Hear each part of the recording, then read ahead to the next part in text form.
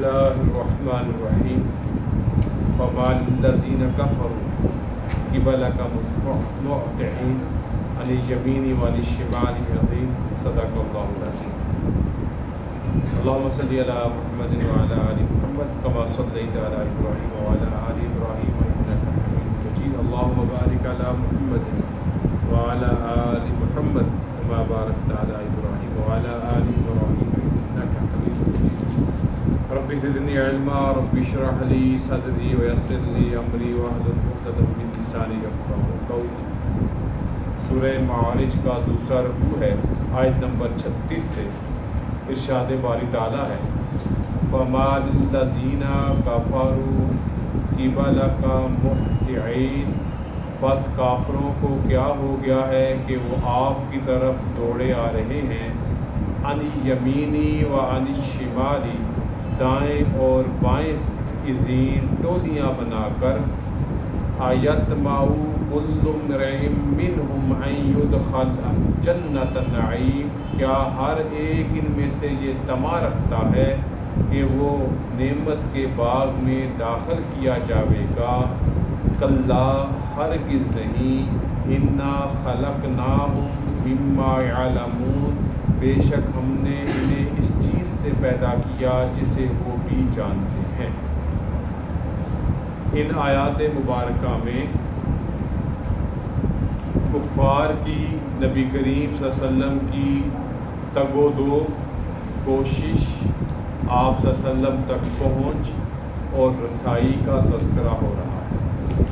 یہ پہنچ، یہ رسائی، یہ کوشش، یہ تگ و دو ہرگز ایمان لانے کے لیے نہیں ہے، بلکہ صرف اور صرف نبی کریم صلی اللہ علیہ وسلم کا استہزاء کرنے کے لیے، آپ کو ستانے کے لیے اور آپ کو تنگ کرنے کے لیے۔ ان تمام بری حرکات کے باوجود جو وہ نبی علیہ السلام سے کر رہے ہیں، پھر بھی وہ اس بات کی طمع رکھتے ہیں کہ وہ جنت میں داخل کیے جائیں گے۔ اللہ فرما رہے ہیں ہرگز نہیں، جس گندی نسل کے یہ لوگ ہیں ان کا مقام بھی گندا ہے، جس گندی خلقت کے یہ لوگ ہیں ان کا ٹھکانہ بھی اسی طرح باغوں والی جنت کی بجائے جلا دینے والی جہنم کی ہے۔ اللہ یہ فرما رہے ہیں یہاں پر، اور اس لیے یہ سمجھنا کہ کافروں کا آپ کی طرف متوجہ ہونا اس نیت سے کہ وہ ایمان لے آئیں،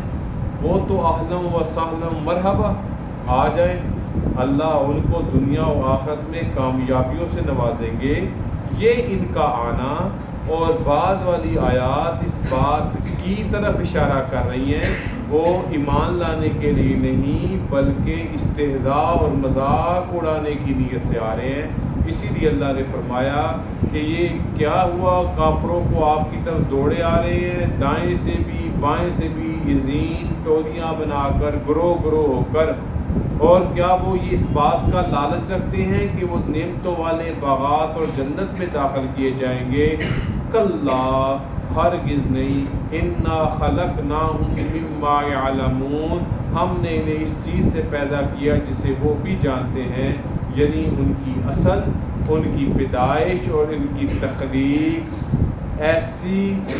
خلقت سے ہے جس کے اندر ایمان کی خوشبو نہیں ہے۔ اللہ فرماتے ہیں فَلَا أُقْسِمُ بِرَبِّ الْمَشَارِقِ وَالْمَغَارِبِ إِنَّا لَقَادِرُونَ، بس میں مشرقوں اور مغربوں کے پروردگار کی قسم کھاتا ہوں، یعنی اپنی ذات کی، کہ ہم ضرور قادر ہیں، یعنی ان کو پکڑ کے رہیں گے، ان پر قابو پا کر رہیں گے، یہ بھاگ نہیں سکیں گے، اللہ کی پکڑ سے فرار نہیں ہو سکیں۔ پہلی بات، یہاں پر اللہ تعالیٰ نے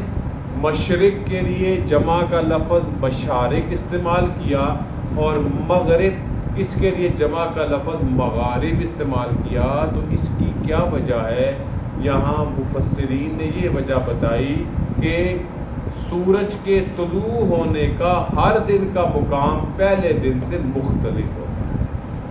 اسی وجہ سے آپ دیکھتے ہیں دن کا چھوٹا بڑا ہونا، جیسے اب بتدریج تیزی کے ساتھ دن چھوٹا ہوتا جا رہا ہے، یعنی اپنے غروب اور اپنے طلوع کی جگہ ہر روز سورج بدلتا ہے، اس لیے اگرچہ سمت ایک ہی ہے لیکن مشارق اور مغارب جمع بولنے کی وجہ کیا ہے کہ اس کے طلوع ہونے کی مشرق ہر دن مختلف، تو اس لیے مشارق بولا، اور اللہ نے مشرقوں اور مغربوں کی قسم اٹھائی، تو پھر فرمایا مشرقوں اور مغربوں کے رب کی قسم اٹھائی اور اللہ کی ذات اپنی ہے، انا لقادرون کہ ہم ضرور قادر ہیں، علی ان نبدل خیرا منہم اس بات پر کہ ہم ان سے بہتر لوگ بدل کر لا سکتے ہیں، وما نحن بمسبوقین لوگ بدل کر لا سکتے ہیں، وما نحن بمسبوقین اور ہم عاجز بھی نہیں، یعنی یہ کفار منکر نہ ماننے والے یہ مت سمجھیں کہ ہم ان کے محتاج ہیں اور ان کے سامنے عاجز ہیں، بلکہ ہم ان کو ختم کر کے ان کی جگہ دوسری مخلوق انسانوں میں سے لا سکتے ہیں، ہم اس بات سے عاجز اور اس کے محتاج نہیں۔ فَذَرْهُمْ پھر انہیں چھوڑ دو، یحوزوا وَیَلْعَبُوا کہ وہ بیہودہ باتوں میں اور کھیل تماشے میں لگے رہیں، یعنی نبی علیہ السلام کو حکم دیا جا رہا ہے آپ ان کی پرواہ نہ کریں، ان کی خلقت میں ہی بد نسلی ہے، کفر کی